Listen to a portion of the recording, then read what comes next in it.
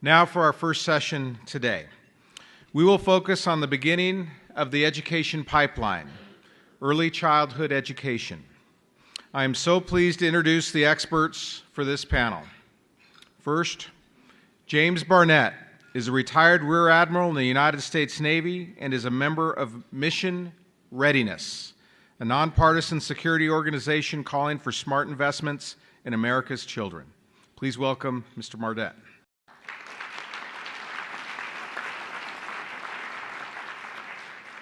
Greg Hamilton, Sheriff of Travis County in Texas, which includes the city of Austin.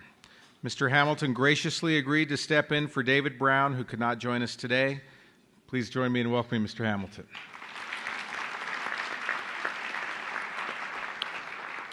John Pepper is the former chairman and CEO of Procter & Gamble and is an honorary co-chairman of the National Underground Railroad Freedom Center. Mr. Pepper.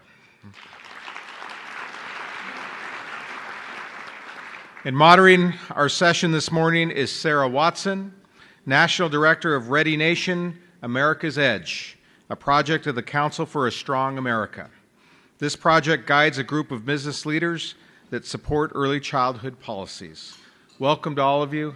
Ms. Watson, I'll leave it to you. Great. Thank you. Governor. We are thrilled to be here and have so much to share.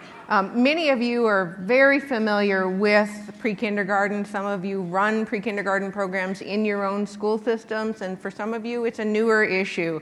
But over the last 10 years, we have seen a true explosion of interest and understanding about the power of this early intervention to reach children and help them do well in school and as adults.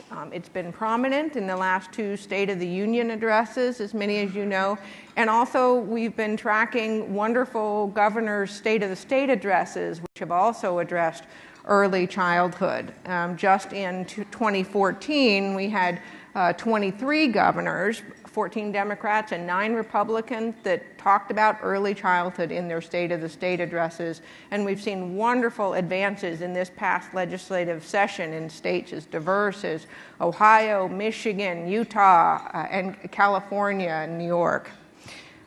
Many of you know that the achievement gap opens up early, but did you know that the science has shown that this achievement gap actually opens up as early as 9 months old?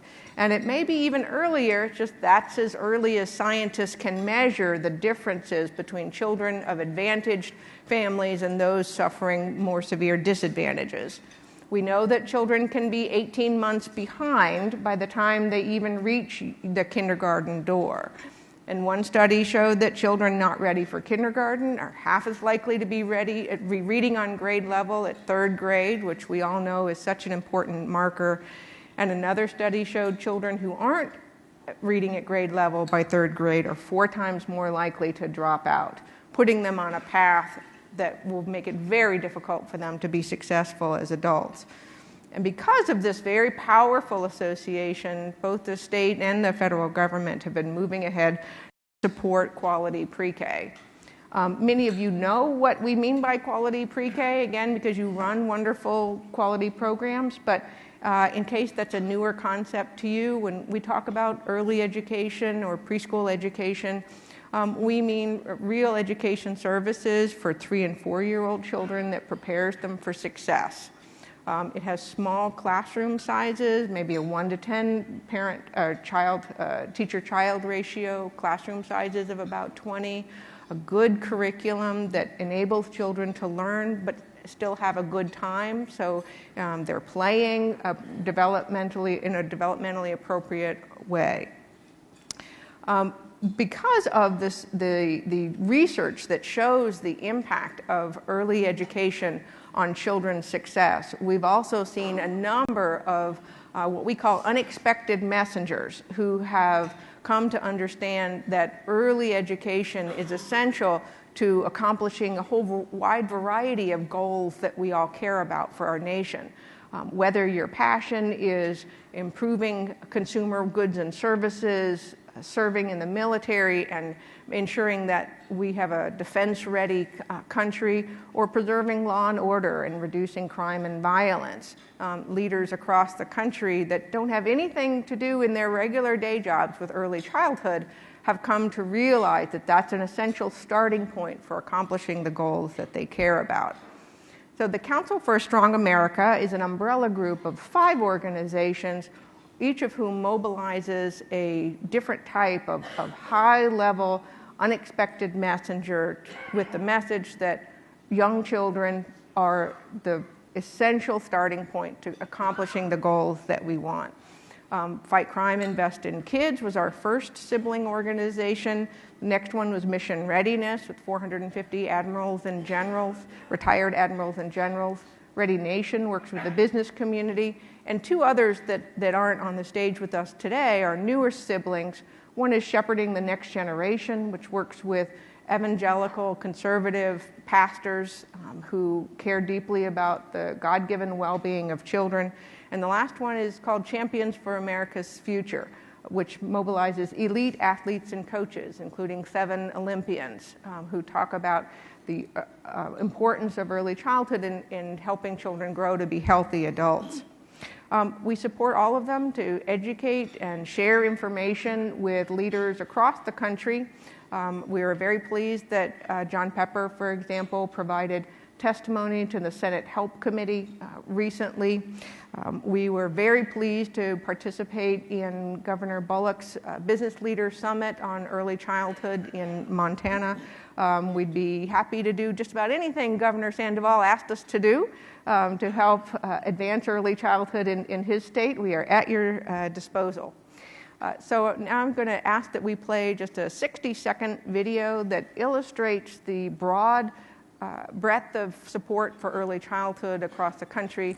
I'll then introduce the panel in a little bit more detail, and we'll open it up so you can hear from them.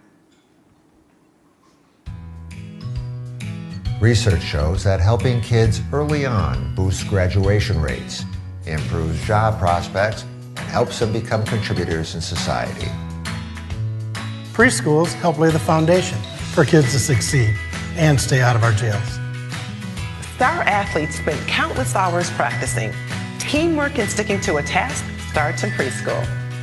Giving our children the right start through preschool leads to stronger families and stable communities. Preschool promotes a child's social, emotional, and cognitive development. It helps them to create a solid base for 21st century jobs. When kids are well educated and physically fit, they can qualify for great careers, including military service. Preschool gets kids ready for life. High-quality preschool pays big dividends for kids and society. It's a wise investment for America's future. Great, and we have 3 just outstanding leaders of our nation to talk to you. John Pepper has spent a 40-year career at Procter & Gamble, including being Chief Executive Officer and Chairman of the Board. He was also Chairman of the Board of the Walt Disney Company and served as a member of its board for 6 years. He served as Vice President for Finance at Yale University, and as Governor Sandoval said, he currently serves as Honorary Co-Chairman of the National Underground Railroad Freedom Center. We're also delighted that he co-chairs our CEO task force on early childhood. Rear Admiral James Barnett is a partner in the law firm of Venable LLP. He co-chairs their telecommunications group, specializing in cybersecurity. He was also the Senior Vice President of National Security Policy for the Potomac Institute for Policy Studies and the Chief of the Federal Communications Commission's Public Safety and Homeland Security Bureau. He received his commission in the Navy in 1976 and had a 32-year career on active duty and reserves. He served aboard the destroyer USS Jonas Ingram, deployed during the Cold War and Operation Desert Shield and Desert Storm. His last assignment was as Deputy Commander of the Navy Expeditionary Combat Command in Little Creek, Virginia, where he commanded 40,000 specially trained sailors, including explosive ordnance disposal personnel. And we know from all the stories about Iraq and Afghanistan how dangerous those assignments were and how brave those people need to be. He retired in 2008, having served for 32 years with numerous recognitions and awards. And let me just say, during this week of celebrating Independence Day, how grateful we are for your service, Admiral Barnett. Sheriff Greg Hamilton was sworn in January 2005 as serving his third term as the Travis County Sheriff. He began his career as a corrections officer and then as a deputy sheriff for the Travis County Sheriff's Office. He was appointed Chief of Enforcement at the Texas Alcoholic Beverage Commission and was elected to serve as president of the National Liquor Law Enforcement Association. He's received a variety of awards, including Outstanding Public Service Award, Mothers Against Drunk Driving Difference Maker Award, and the El Paso Boys and Girls Mentor of the Year Award. We are thrilled that he could pinch hit for us, and we're very grateful that he could share his wisdom with us this morning.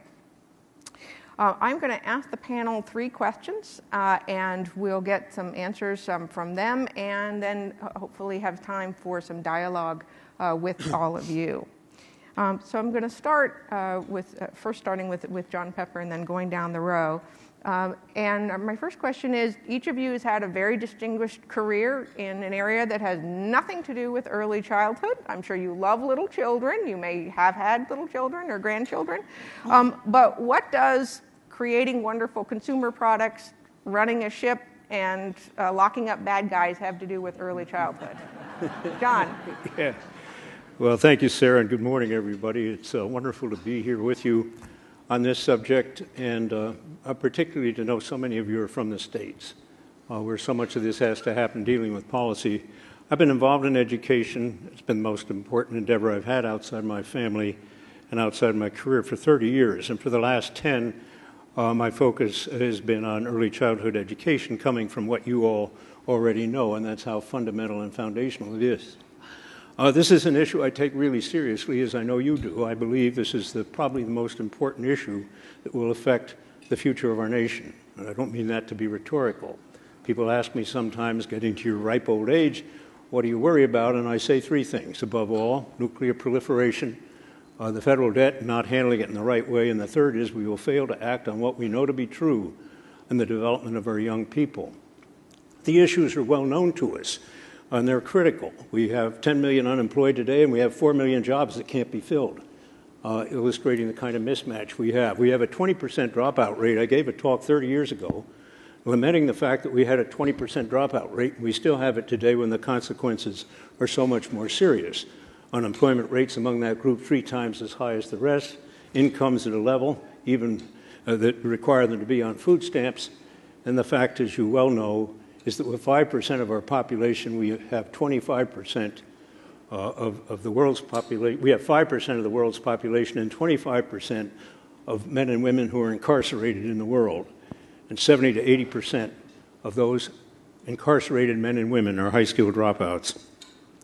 The issues continue on. We know them well. College completion rates right now in this country are falling behind other countries. We used to be number 1. We're now number 12. All the measures we see on competency put us in the middle to the bottom third. You get it all. It doesn't have to be this way. That's why you're focused on early childhood education, and that's why I am. We have, unlike the situation 10 or 15 years ago, proven programs that work. I won't rehearse them all, but we know perfectly well now that those effects that perhaps for a while we felt were simply cognitive are social and emotional. We know that what happens in preschool, indeed in home visiting, has everything to do with kindergarten readiness, and that with 3rd grade reading, and that with 8th grade math proficiency, and that with high school graduation and everything that follows. The facts are as clear as I could have seen in business. You add to that the fact that it's a financial no-brainer. I've rarely seen something that is so right, that is so financially correct in its payout, and that's one of the reasons why business people are rallying behind this more than any other issue I've seen business people rally around other than reducing taxes.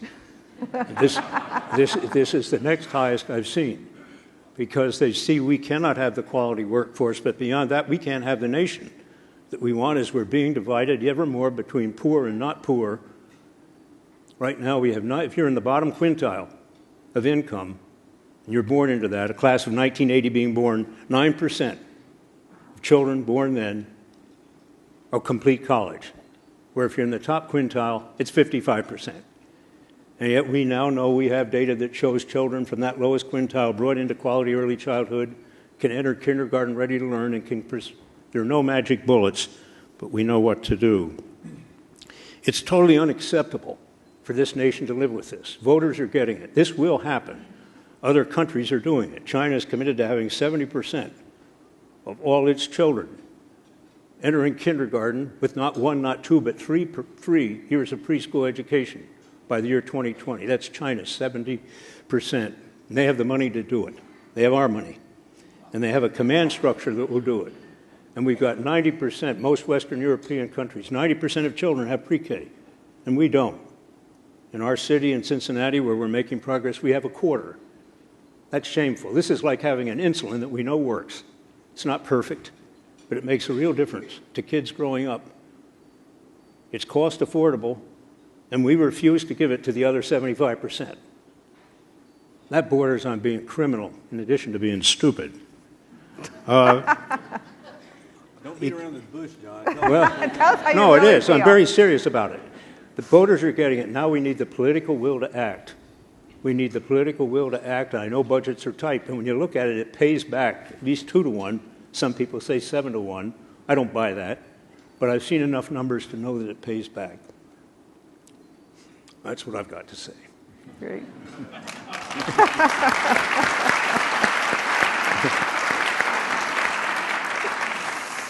Admiral Barnett. It's hard to follow John on something like that, but Sarah, thank you, and thanks to ECS for having us today, and for all the people who care about education here in this room.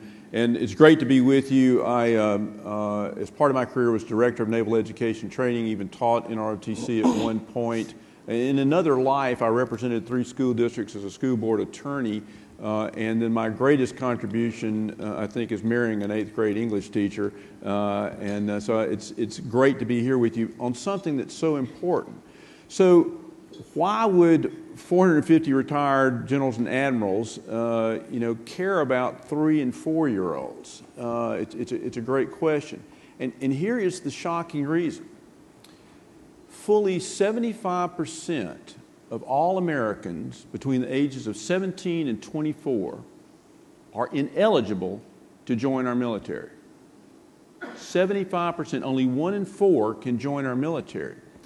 So we see this as a national security crisis, and we know the reasons why. There are 3 major reasons why young Americans are ineligible. First, academically, they're not finishing high school.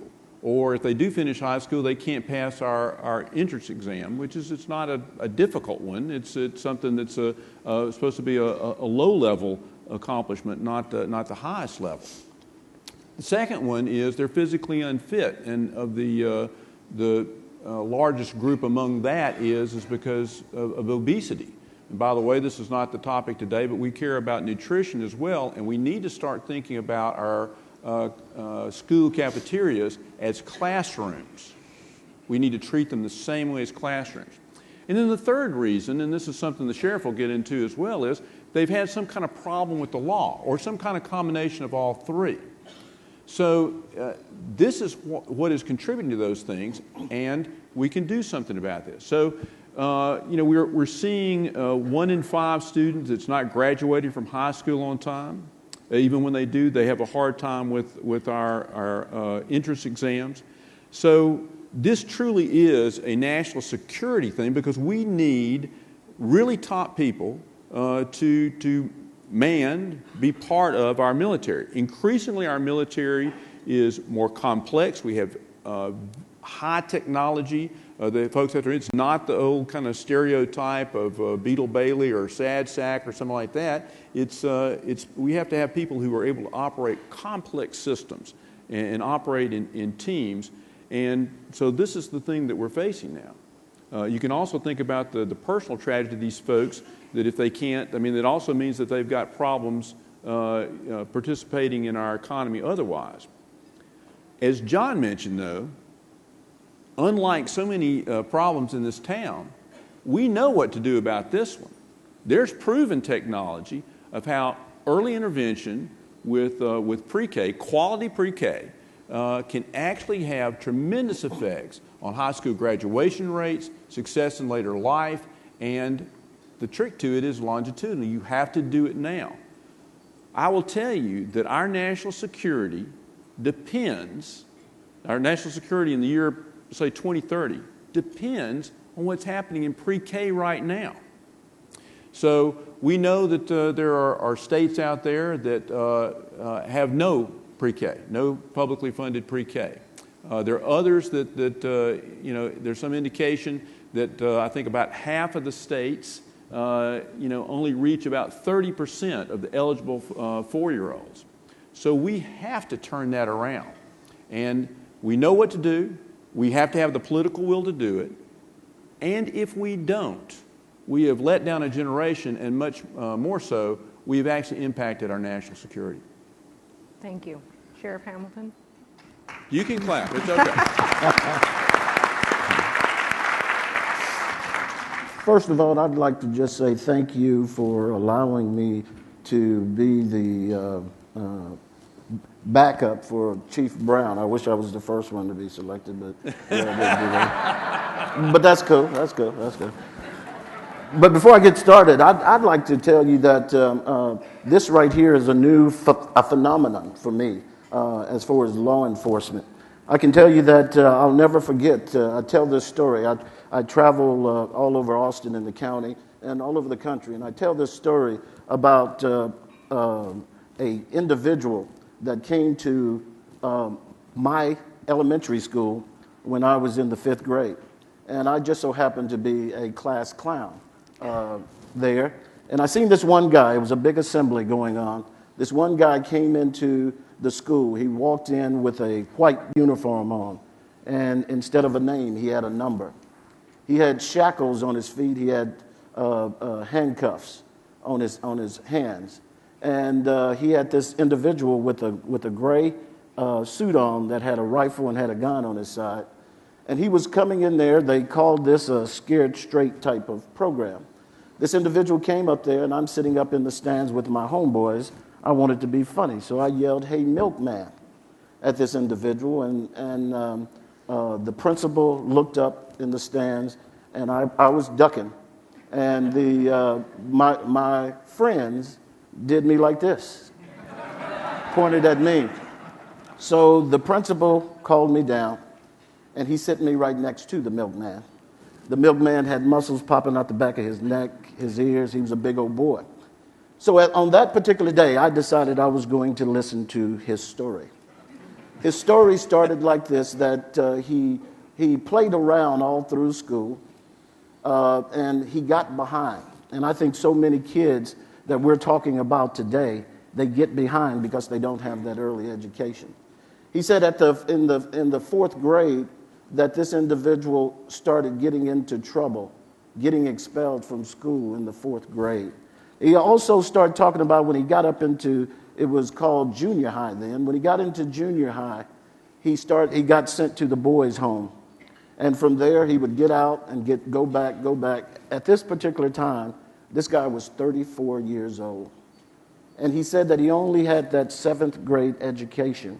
And I think that there are so many people that are going to jail because they don't understand their classes that they're in right now, because they're so far behind that they give up, that they started acting out.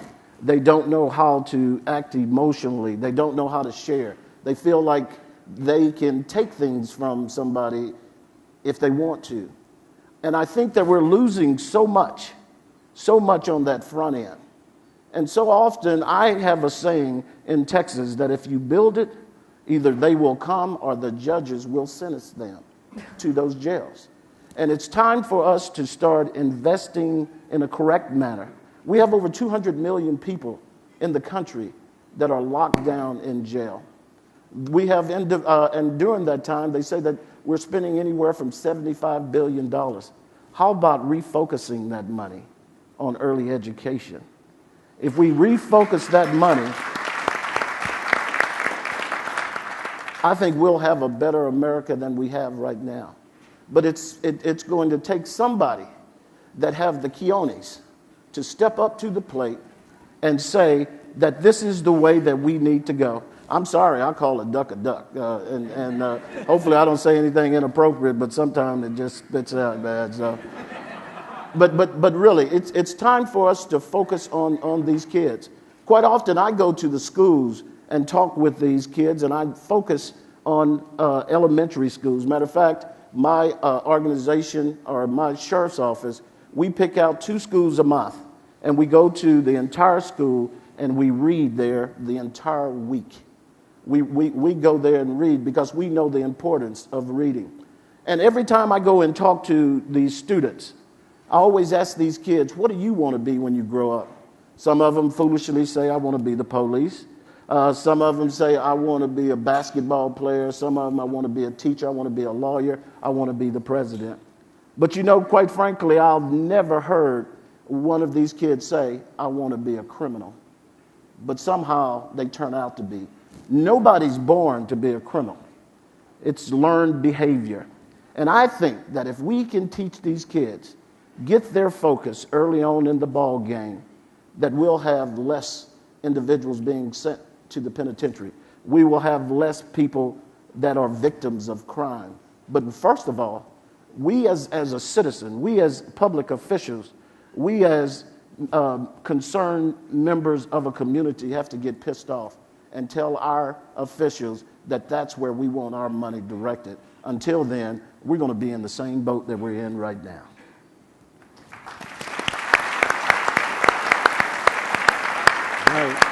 Wonderful. I feel like it's Friday night or Sunday morning or something, and I've just had 3 sermons, which is great. What is one aspect of early education that you think has gotten less attention? And we'll start with Admiral Barnett. Well, when coming from the military, we have a tendency to think about you have to be strong, you have to be physically fit. But the fact of the matter is, and you do, the fact of the matter is that the military are teams. You have to be able to work in teams, and increasingly these teams are called on to do complex tasks with cutting-edge technology.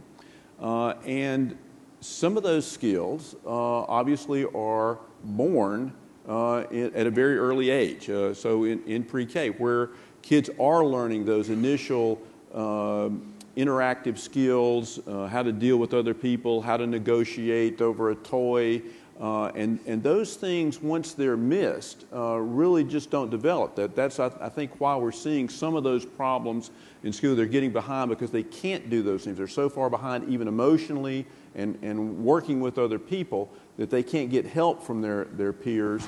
And so that's why I think it's important when we do this, when, the way our society is, parents work, and if parents are going to go to school and we're going to have the economy that supports that, then there needs to be that quality pre-K that makes sure that those experiences are occurring at the right age, the right time, so that we keep them on that developmental path. That's why I think it's terribly important that we do invest at that age and not spend billions of dollars later on what we call correction, but what really sometimes is just simply keep them out of society. Great. John, how would you answer that question? Well, I'd take just a minute to just build on what the Admiral said. You keep learning at any age. I was at the Freedom Center, which I'm involved in, and there was a group of kids outside, maybe about 25 at 4 different tables from a very depressed school, and their teachers were over together at another table. They were all kindergartners, and I went to the teacher table, and I just wanted to ask them, do have any of your children over there, 20, 25 of them, go to have pre-K? And they said, well, only about 4 or 5. And I asked them, what difference does that make? They burst into a reaction. And what they talked about, the difference being, is exactly what you said, Admiral. They can keep focused on task. They work with one another. They can go home and come back in a feeling of independence. That's been reinforced with my daughters-in-law. They're privileged in any view of things. Their kids went to school when they were 2 years old, and then 3 and 4. And I asked them several months ago, what difference did pre-K make? They didn't talk about cognitive skills. They talked about how they learned to share and how they learned to respect somebody else. top of mind immediately with great emotion. What I've learned, I think, beyond that is just the connectivity of the learning process. This doesn't come as a surprise to you. 10 years ago, I would not have known that pre-K would lead to kindergarten, would lead to third grade literacy, and that then to eighth grade math ability, and that to graduation. And we've got a lot of research today, much of it longitudinal, as you well know, that really, I think, forces us to look at the hopeful facts that we do have programs that work. One other I just tuck in quickly, and I've really learned about the importance of two-generation learning. Home visiting to me is absolutely essential. I would have always said that because of the development of the baby. We know that kids going through that are on track in a remarkable way, but I didn't appreciate the importance of the mom and how 40 to 50% of mothers, first-time mothers, generally from poor backgrounds, are suffering from clinically diagnosed depression. And if that is not addressed, and there are programs that do that too, the chances of a home visiting program being effective are almost zero. And we keep learning, and we must apply that learning. And the connectivity of this is one of the things that I've really been impressed by, and frankly encouraged by, to see that it lasts. Great. Sheriff? Could you ask the question one more time?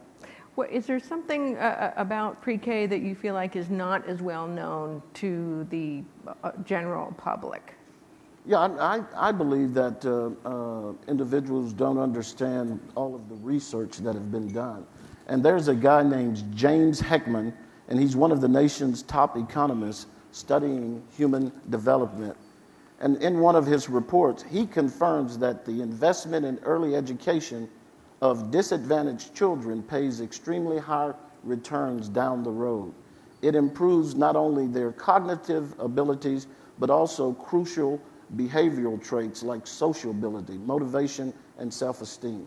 And just the mere cost of paying now instead of paying later. And I can tell you that the Fight Crime Invest in Kids have put out a report, and I thought they were going to have documents for you.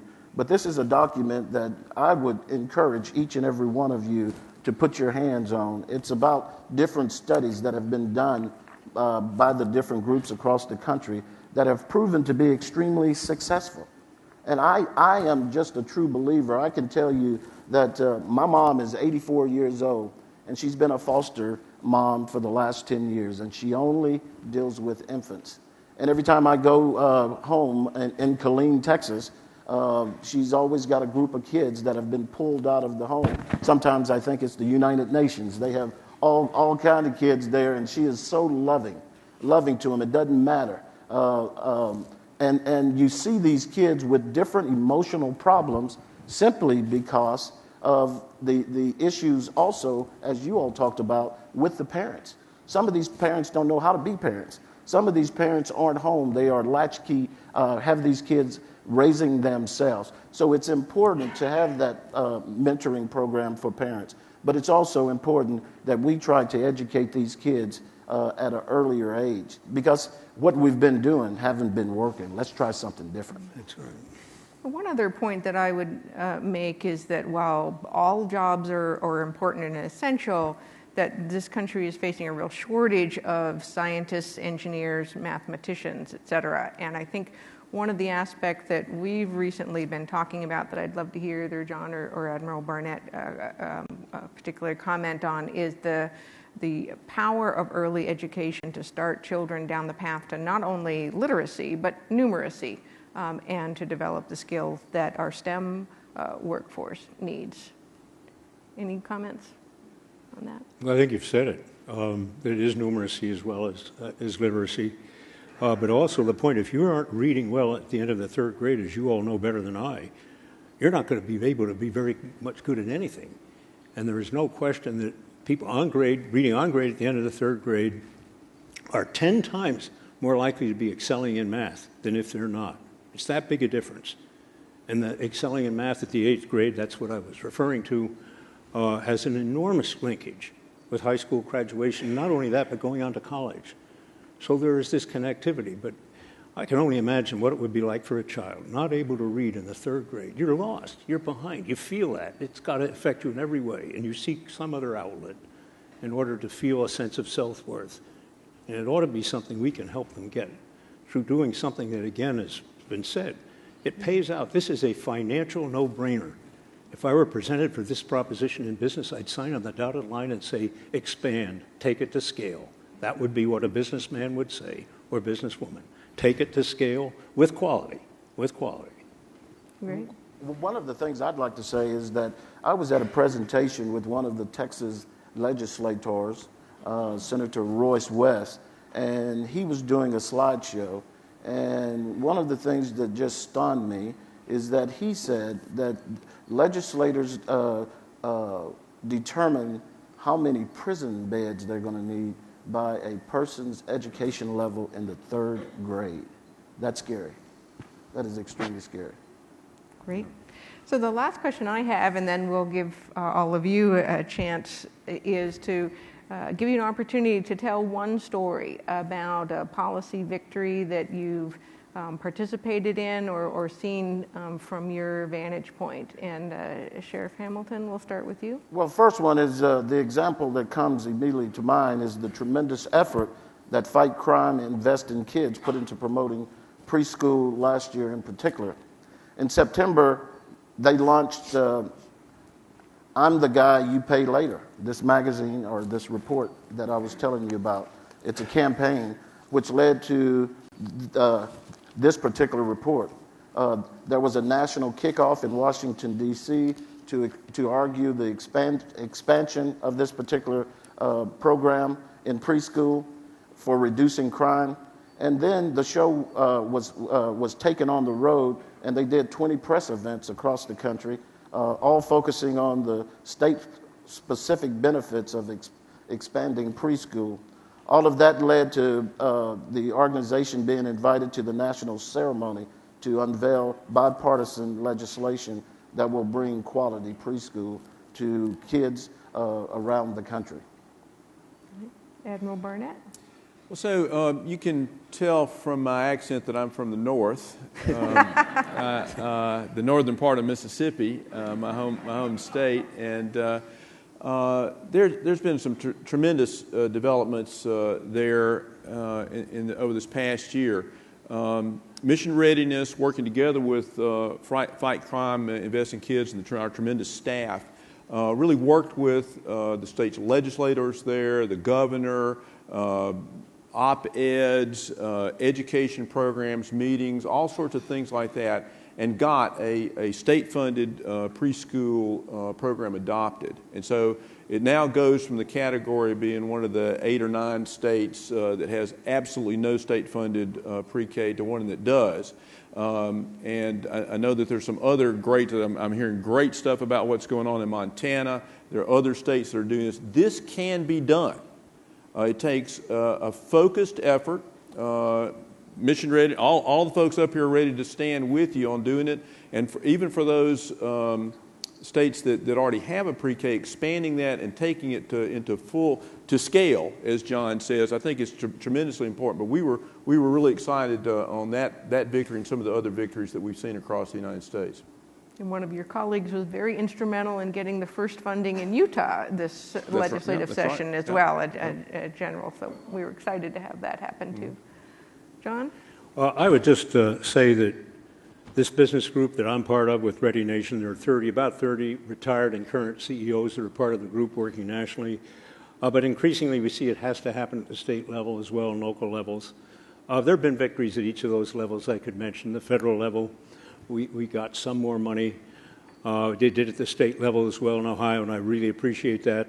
But I frankly look at them as down payments on the really big things that we need to do. There are some states that are happening that I hold up to in Ohio as examples as we go ahead. But I would just say everywhere in the states, if you want to have and you need business support, go to Sara, and we'll try to get people in your area who could add this support. I think what business can do is 2 things. You would know it. One is create more awareness, as you're doing on the need. And second, figure out how to get the money, because we need the money. It can be reallocated, but we need to get it. And no, it's not a cost. In the long term, it's a good investment. So all the business people around the table here are looking, what can we do concretely to work with legislators, to work with mayors, to get the money I think you all feel a great responsibility as you sit here and do your work to the young people in this country who have very little voice. And people ask me, why has it taken so long for preschool to take on?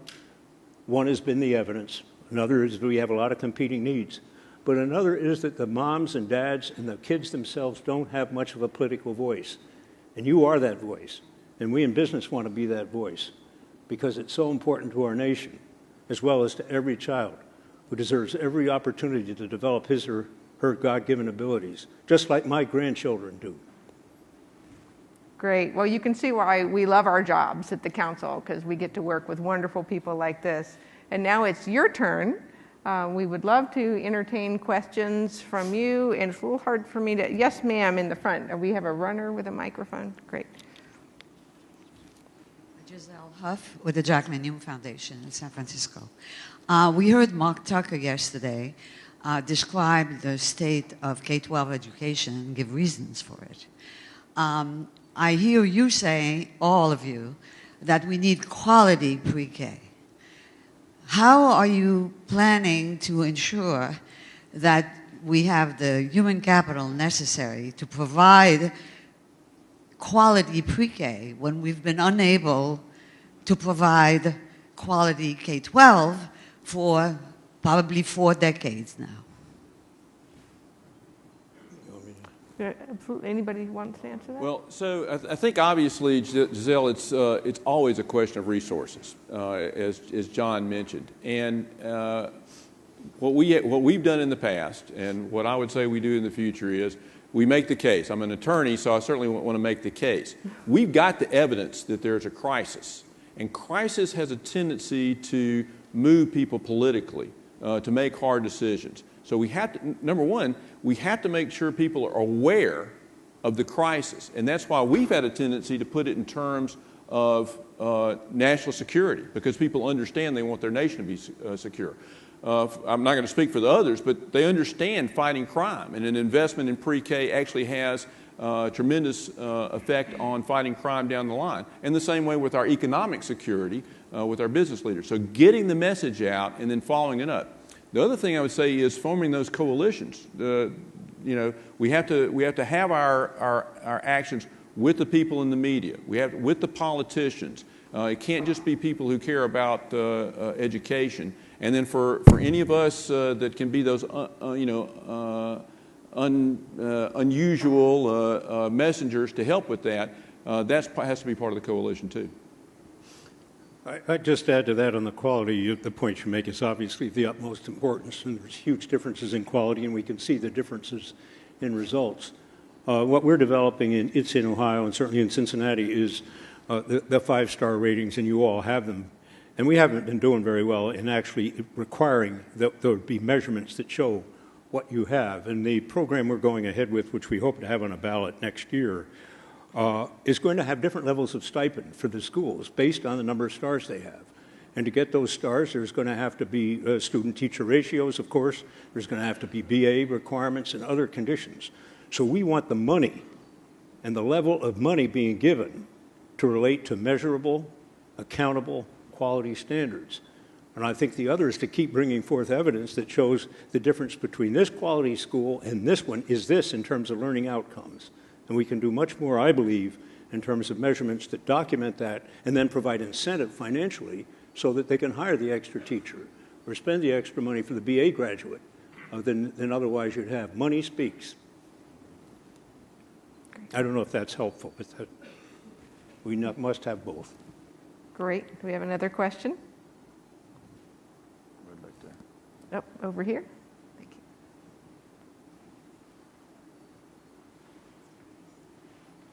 Hello, I'm Deb McDonald, and I'm the 2014 Ohio Teacher of the Year, and I teach early childhood education. And what I'm wondering, and I so appreciate the work that you're doing, and I'm wondering how we can also educate the general public. You see, there are a lot of parents out there who don't really understand the importance of those early preschool years, and they didn't go to preschool, and they think they're fine, and they're doing okay, and so they don't understand the necessity of it. So what can you do to help educate the parents of our children to understand how important it is that they learn those skills they need to be successful. Can I ask a question on that? So you've already got pre-K in your state, obviously, because you're the teacher of the year. But what you're saying is that there are parents out there who are not taking advantage. Yeah, Absolutely. That certainly is a serious problem. We have waiting lists too. In my program, there is a waiting list to get in, but I think a lot of times families think that preschool is synonymous with childcare, and that it's only if you are working that you need to have a place for your child, and they don't really understand the significance of what happens in that day and the learning that takes place and the skills that are being taught. Well, one of the things we're doing in Ohio, and I'd love to meet with you afterwards in Cincinnati and in Dayton, is we are forming campaigns. We now have recruited about 300 ambassadors for preschool in Cincinnati who are going out and having teas and receptions with another 10 and 20 friends to do exactly what you're describing. Certainly doing it firsthand. This has to be a campaign of knowledge at every level, including business, where we need to get out, because a lot of people don't get it. But I think that's one way, and maybe the very best. These sessions take probably about 30 minutes. You go through a free slides, and people get it, and you have an interactive discussion. So I think you have to campaign. It's one of the reasons I think this is so important and going to be done at a state and local level. And certainly the implementation, as you well know, is going to have to be done at those levels. Maybe we should be able to do more nationally. Maybe there's a campaign that we can get the National Ad Council to do. I think we need to look at every level to spread the word. But you know what? Voters are getting it. We did a poll in Cincinnati and asked voters whether they would be willing to increase their taxes by a small amount to provide quality 3- and 4-year-old pre-K. And you know how many voted yes? 70%. 70% said they'd do it. So I think there is more word to be spread, but I think voters are getting it. Now we need the political will to make the reallocation or add a new tax, whatever it is, to do something that will come back to us. And if I could add, so when I actually was practicing law in Mississippi, in an area in the northeast part of the state, Tupelo, Mississippi, there was a concern. It was not pre-K at that particular point, but it was about investing in public education. And there was actually a group that came together locally, recognizing that investing in education had economic effects for attracting industry and those sort of things. And they formed a little group called the Association for Excellence in Education. And just word of mouth, they got people together, started having meetings, stuff like that, started visiting with civic leaders, political leaders, and just kept knocking on doors. And all of a sudden you had the county and the city starting to put first thousands and then millions of dollars into the school district. And we're not talking about school taxes that went directly in. This is over and above that. It had tremendous effect on the programs. Like John says, I actually think that the major tipping point is going to be more at the local level on this, through education and through that, for a better word, getting in people's face. I realize it's time, it's a lot of perhaps effort to do that, and I think it's absolutely essential. Is anybody here from Denver? Because Denver's done it. You did it, and been doing it for years, and we're following those results.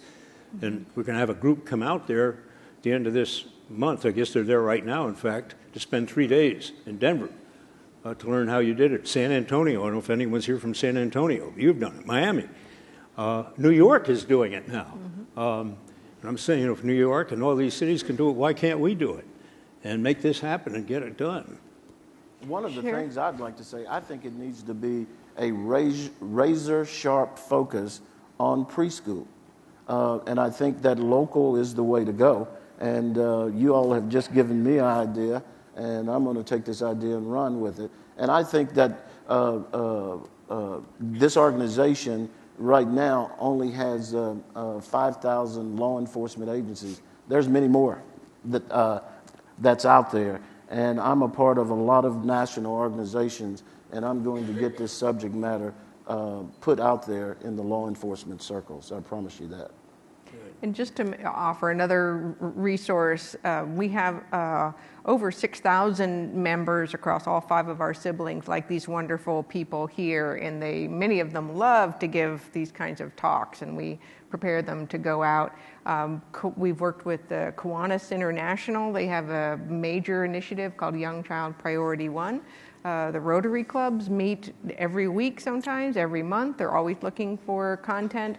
I encourage early childhood centers to join their local chambers of commerce and ask them to put this on the agenda for their regular meetings. You have so many civic groups out there that are looking for content and new things to talk about. And we have visuals, et cetera, PowerPoint slides, et cetera, that we can provide to you. We've got lots of short videos that we send out as public service announcements or that can be shown at events. So we'd love to help you all spread the word. I think we probably have time for one more question. Yes, sir.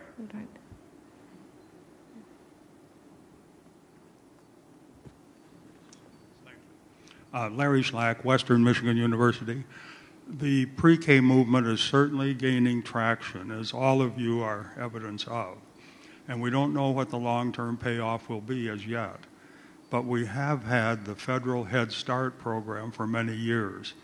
And I think we have, and you have, I'm sure, pay attention to the longitudinal study that they have done, which showed that the Head Start students coming into kindergarten, first grade do okay, but by third grade, the effects have worn off.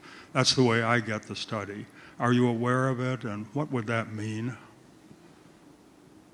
I'm happy to start a response to that because it is a major concern that people have had, that the effects are much smaller by third grade. But there's a couple of different ways to look at that study. One is that it was done a number of years ago before higher quality standards were instituted in Head Start, and I think everybody would acknowledge that the quality is variable in Head Start centers. But I think that there have been many efforts to improve the quality by raising standards for teachers, by recompeting the lowest performing programs so that there's an opportunity for new people to come in and provide better services.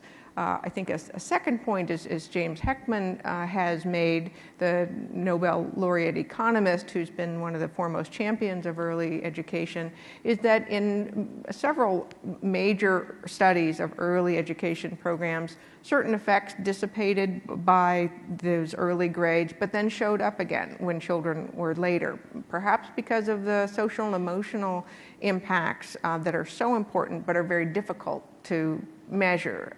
IQ and reading scores are easier to measure than whether children have developed skills around determination and perseverance.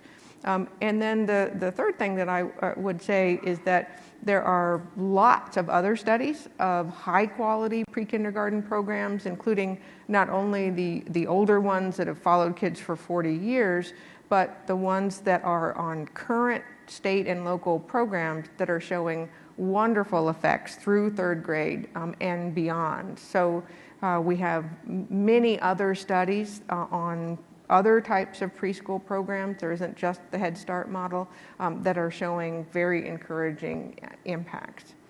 Anybody else want to comment? So I always try to put it in terms of quality pre-K, where you're really looking at the ratios of personnel and the size of the class and the curriculum and all. It has to be all of that. I article of faith, but I know we need to have evidence as well, and I think it comes from the thing Sarah says. This is a good investment. This will pay off. I agree with everything that's been said there. I just go back to what we've done in a very well-measured study with Children's Hospital in Cincinnati over a period of 10 years, and the bottom line number was kids that were ready for kindergarten coming out of pre-K, 85% were reading on grade in the third grade. If they weren't ready for kindergarten, if they had not had that pre-K, that 85% drops to 43%. That's a longitudinal study. That's a 2-to-1 difference. It's the kind of difference you act on. That study had clearly a lot of things you've referred to. The control was not a real good one. It was 2007. But the bottom line really does say you've got to have quality. And any new expansion that should be done should have quality built in with accountability. And I submit funding here to higher levels of quality to make sure you get the quality that works. That's simple.